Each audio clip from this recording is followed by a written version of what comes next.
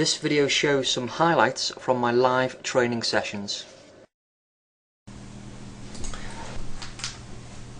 Hi folks, welcome back. On this video and probably the next several videos that I'll record, what I'd like to try and do is to highlight a really simple way of identifying support and resistance. To be fair, where a chart is concerned, whether it be any time frame, this just happens to be the 480-minute chart, but the principles of price action are exactly the same on any chart and time frame. Support and resistance is essentially all over the chart, but you know what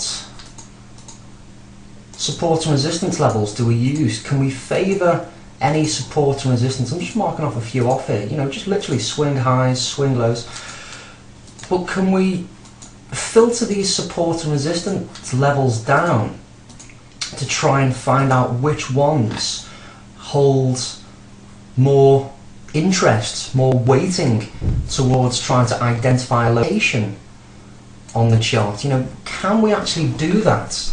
Of course we can. It is a very simple methodology, what I'm about to talk through, a very simple approach.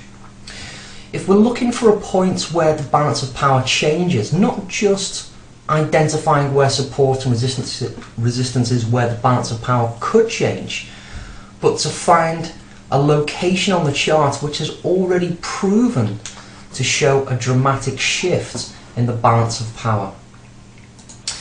So all I'm going to do right now is mark off literally where the balance of power has changed from bulls to bears, buyers to sellers, but not only has it changed, but we've seen a dramatic shift in that balance of power. So what we can see me marking off right now is literally identifying some of the larger movements in price activity with the blue shaded boxes.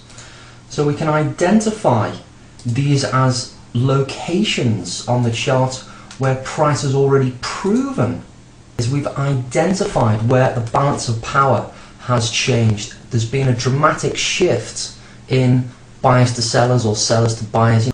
The next thing I'm going to do is I'm going to identify very simply just the high bar and the low bar, and I'm just going to take that area on the chart and just move that across. So now I've got an area of support and an area of resistance where the balance of power has shifted dramatically.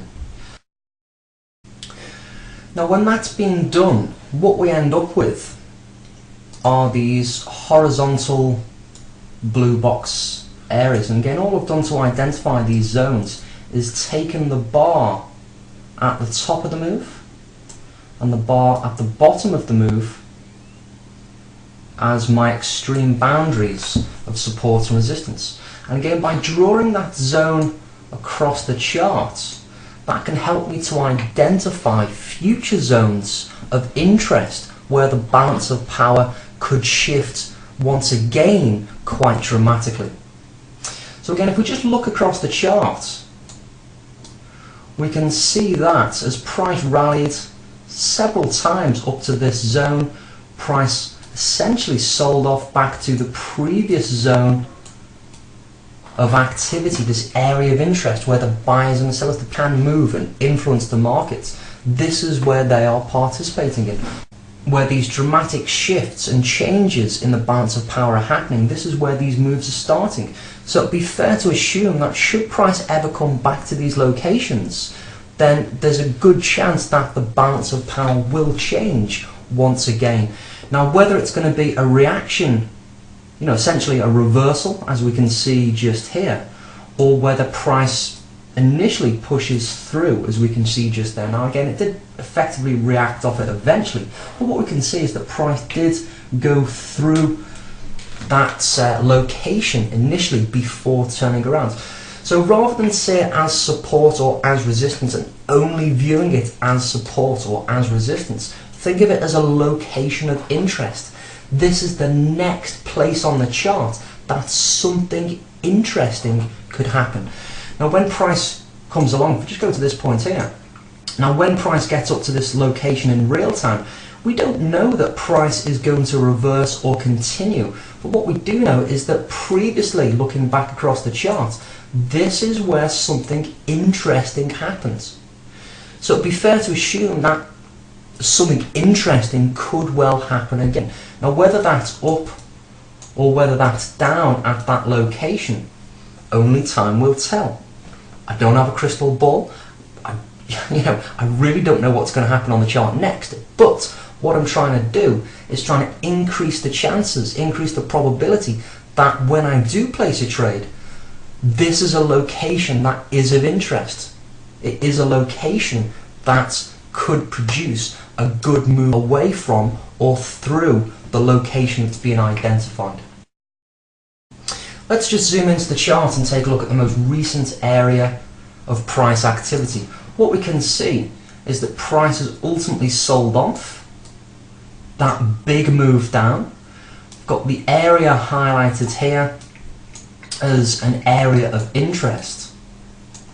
And we've also got the bottom of the move here, the low of the move, also as an area of interest.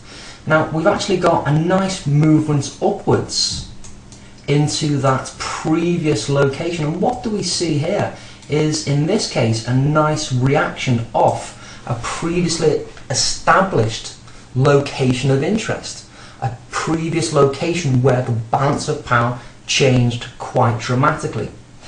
Now, on this move up here, we can see it was in two stages. We've got a push up, a little bit rough around the edges, as you can see from the spikes on our chart. We've got a push up, a pause, and then another push up in price. But look where price is stopping. We've effectively got a two-stage move up to that resistance level. So we can also say that price rallied, paused, rallied, but this is where price stopped and started on both those occasions. You see price rallied, paused, rallied again. Now, as price sells off, what we can see is it's come back into that previous location, not necessarily because price paused, but because this is where price previously. So as price comes back down to this location, this now in real time is the next location of interest. What will happen at this location? I don't know. That's the honest answer. I really don't know. But it's an established area of interest. It will either react, most likely back up to this next area of interest. This is where the move down started. Back into this newly established area of interest. Or price will continue through it, back down to this previously established area of interest. And the distance between those two locations is essentially what you're aiming to trade for. So identifying support and resistance, a really simple method of doing it. Identify where price has previously established a significant change in the balance of power. When or if price gets back to that location, that certainly from a timing point of view is a good place to be thinking about deploying a strategy. Whatever that strategy is, whether it be a reversal, continuation, trend, whatever your strategy is. But all I'm trying to do at this point with this methodology, with this logic, is to identify a location that is interesting, where something, the next something could happen.